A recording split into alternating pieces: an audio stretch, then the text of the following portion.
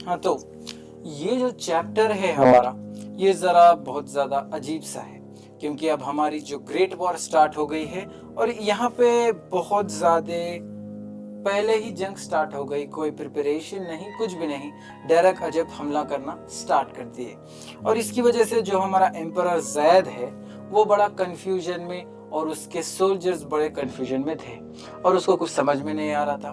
क्योंकि एक चीज़ ध्यान में रखो, ये एक ग्रेट वॉर है। ग्रेट वॉर का मतलब मेरा मुराद है कि ये एक बहुत बड़ी वार है, क्योंकि इसमें 6 अजब स्पीशीज की इन्वॉल्वमेंट हमें मिलती है। आप सबका स्वागत है हमारे चैप्टर नंबर 42 में। हमारा यहाँ से ग्रेट वॉर स्टार्ट है, यहाँ से ग्रेट वॉर की बिगिनिंग। और ये ग्रेट वॉर किस में है? हमारे एम्परर जैद में और हमारे बाकी के 6 अजब स्पीशीज में।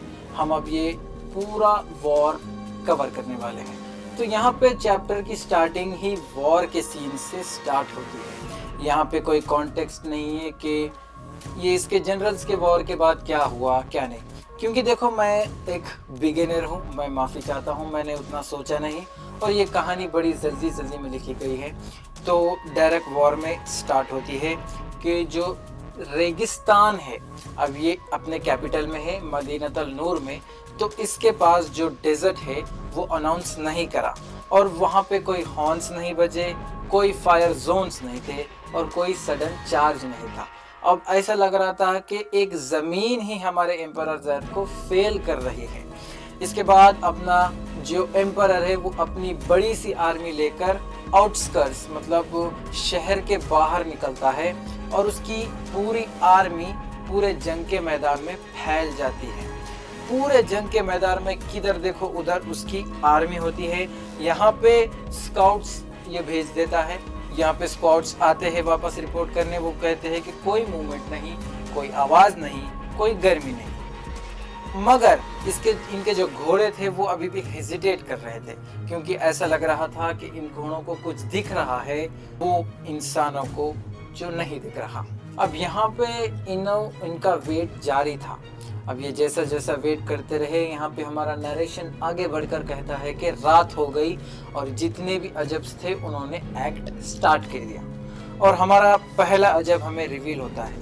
वो अब जैसे रात हुई यहाँ पे बैटलफील्ड पे, तो अजब्स एक्ट करना स्टार्ट करते हैं। पहला हमारा अजब हमें रिवील किया जाता है, वो है अजब अल सहरा, सहरा अल खिबर। ये पहले मूव करता है और इसकी जो बॉडी है वो विजिबल बॉडी है। एक प्रेशर है, इसकी बॉडी विजिबल नहीं है, वो एक प्रेशर है। जहां पे मूवमेंट्स खत्म होती है वहां पे ये अर्थ को सिंक मतलब अर्थ को चीरने पे और दबाने पे ये यकीन रखता है।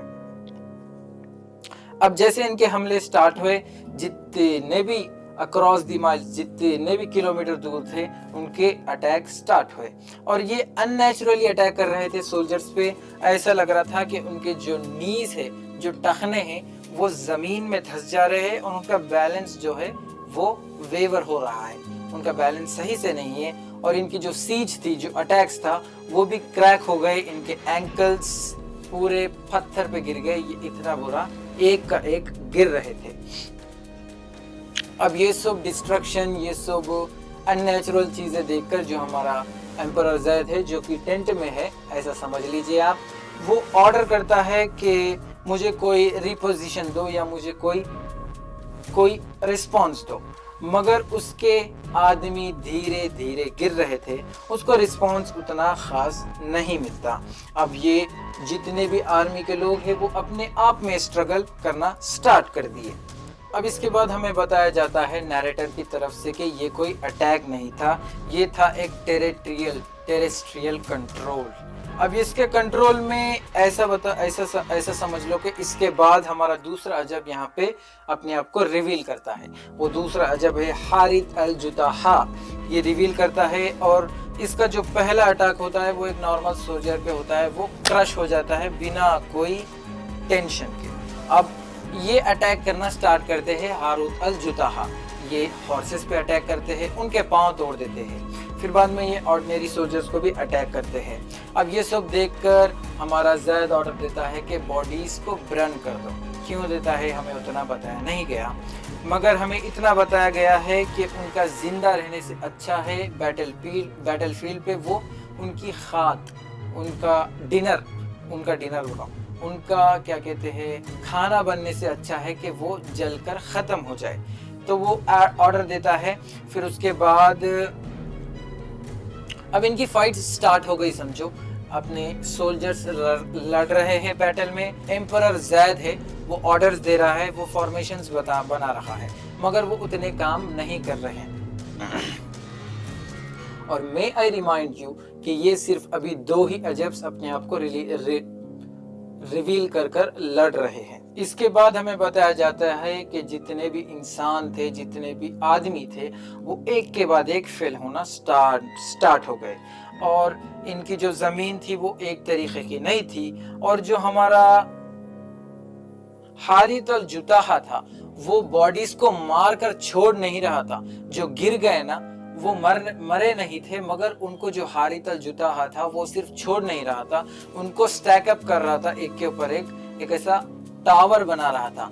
क्योंकि इसको जो है नैरो पैसेज करना था सोल्जर्स के लिए, कि इनका जो सडन अग्रेशन अगर ये करे तो ये एकदम जंप ना कर सके, एक जब पे से 4-5 लोग जंप ना कर सके। तो ये नैरो पैसेज बना रहा था, इनके बीच ब्लॉकेट डाल रहा था बॉडीज के।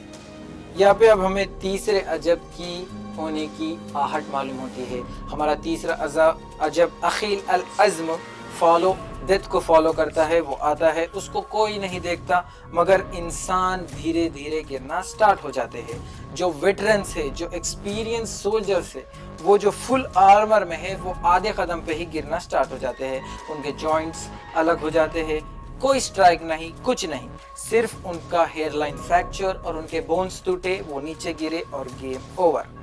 अब अगर आप एंटर हो गए एक एरिया में तो आपकी बॉडी अपने आप से ही फेल होना स्टार्ट हो जाएगी। आपके जो नीज है वो बेंड हो जाएंगे कुछ गलत डायरेक्शन में। उसके बाद आपकी स्पाइन जो है वो फोल्ड हो जाएगी, आपके हाथ अलग हो जाएंगे, आप अपने खुद के वजन के नीचे दबकर ख़त्म हो जाएंगे। फिर उसके बाद हमें बताया जाता है कि जो आर्मी है वो बहुत लेट अंडरस्टैंड करी इस पैटर्न को, क्योंकि मौत उनको अटैच हो गई थी। काती अल नस्ल हमारा चौथा अजब हमें बताया जाता है। अब इसकी जो ये रात में आता है, रात का वक्त है ना, तो ये रातों में आकर क्रॉप्स, खाने का सामान, सप्लाईज, इन पर टारगेट करता है, एनिमल्स पे टारगेट करता है। इनका फूड राशन में अगर ये कुछ लाए हैं साथ में एनिमल्स या वगैरह वगैरह चीज़ें, तो ये उनको डिस्ट्रॉय करता है। प्रेग्नेंट एनिमल्स भी अपने बच्चे को गिरा देती है, ये इतना ज़्यादा टेरिटोरियल। अब ये जितने भी कमांडर्स थे बैटलफील्ड पे, वो बहुत लेट रियलाइज करते हैं कि अब विक्ट्री ही हम प्रोड्यूस नहीं कर सकते। और उसके बाद फाइनली अल-मफूनी आ जाता है, जो कि सबसे ज़्यादा ख़तरनाक है, क्योंकि वो विजिबल ही नहीं है किसी को, वो सिर्फ ऑर्डर दे देता है, फिर वो फॉलो हो जाते हैं। अब कुछ भी यहाँ पे नहीं हो रहा था। इंजीनियर्स जो थे वहाँ के वो रीइंफोर्स करना स्टार्ट करते हैं ग्राउंड को, मगर जो स्ट्रक्चर है वो अपने आप में फेल करता है, पहले ख़त्म होने से पहले ही वो फेल करने के आसार दिखा देता है। अब जो हीलर्स है वो बिना किसी रेस्ट के काम करते ही जा रहे हैं, मगर इस जो सोल्जर्स के वुंड्स है वो बंद होने का नाम ही नहीं ले रहे। अब इतना ज़्यादा डिस्ट्रक्शन और इतना ज़्यादा कंफ्यूजन, क्योंकि यहाँ पे अब कुछ सोल्जर्स रिपोर्ट करते हैं कि इनका पर्पस ही खत्म हो गया। इनको ऐसा लग रहा है कि इनके अंदर एक स्ट्रेंज फीलिंग आना स्टार्ट हो गई, ऐसा कि लाइटनेस और डिस्कनेक्शन। वो ऐसा लग रहा है कि अगर वो यहाँ पे रहे तो वो स्लोली उनका एग्जिस्टेंस ही खत्म हो जाएगा, ऐसे लग रहा है। फिर अब ये सब रिपोर्ट्स देखकर, ये सब बैटलफील्ड की हालात देखकर हमारा एम्परर जैद खुद उतर जाता है बैटलफील्ड में। वो कोई स्पीच नहीं देता, वो कुछ बड़ी बातें नहीं करता, वो मोरल रेस करने की स्टार्ट नहीं करता। वो अपने आर्मर और स्टील के साथ उतर जाता है। वो अपनी जुल्फ़िकार निकाल कर बढ़ता है आगे अपने टाइटन फॉर्म्स के साथ। वो अटैक करना स्टार्ट करता है हारित अल जुताहा पे और अखील अल अज़म पे अटैक करना स्टार्ट कर देता है। उसके अटैक्स की वजह से ये जितने भी अजब से वो अपने आप में ही प्रेशर फील कर वो उनके जो कोऑर्डिनेशन थी वो टूट जाती है। अखिल जमा के जितने भी डेथ फील्ड्स थे वो खत्म हो जाते हैं। और हारूत अल जुताहा जो टावर्स बनाया था ना डेड बॉडीज के साथ, वो हमारा जो एम्परर ज़ैद है वो एक वार में उन टावर्स को खत्म कर देता है। अब यहाँ पे हमारा नैरेटर एक रिजल्ट देता है हमको कि जब ज़ैद एडवांस करा तो अजब अपनी एफिशिएंसी लॉस्ट करे, मगर उनकी प्रेजेंस अभी तक ख़त्म नहीं हुई। जैसा डॉन का टाइम आया, जैसे सुबह के पहले की रात की थोड़ी रोशनी आई, तो बैटलफील्ड की तरह नहीं दिख रही थी। उसका जो रोड्स थे वो ख़त्म हो गए थे और उनके जितने भी कैंप्स थे वो अंदर से स्वॉलो हो गए थे। हज़ारों लोग मरे, बैटल के वजह से नहीं, हज़ारों लोग मरे इसलिए नहीं कि जंग हुई थी, मगर इसलिए कि उनके आसपास का जो एनवायरनमेंट था वही उनके लिए घातक हो गया था। फिर यहाँ पे हमें हमारा जो नैरेटर है वो एक वार्निंग से ये भी कहता है कि अजब अभी तो साथ में अटैक करे ही नहीं, वो तो सिर्फ एक दूसरे से ओवरलैप हुए थे और ये सिर्फ पहली रात थी हमारे जंग की। तो यहाँ पे हमारा चैप्टर द ग्रेट वॉर का चैप्टर खत्म होता है।